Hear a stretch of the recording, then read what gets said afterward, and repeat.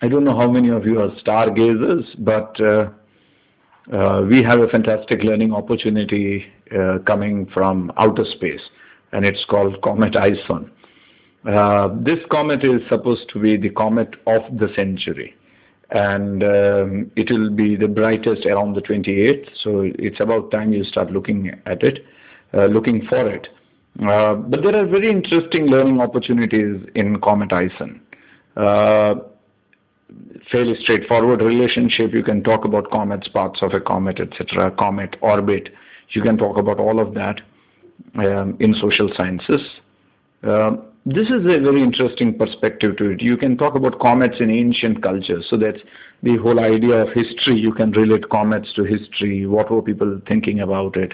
It was pretty scary for most of the old timers to look at comets. So you can look at what kind of thinking was there in those cultures, and what they thought about in these comets, and why they thought that they were harbingers of doom or dread or fear or awe. So that's something to look at.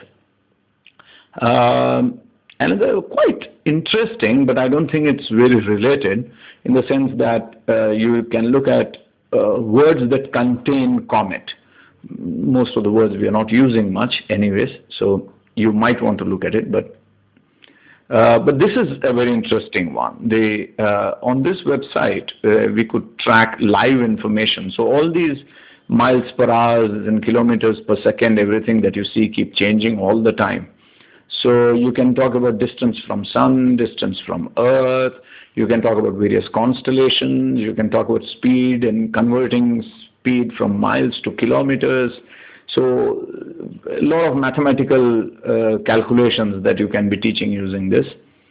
This is a very interesting one. This is about a previous comet, Comet Shoemaker-Levy, that struck Jupiter, and it was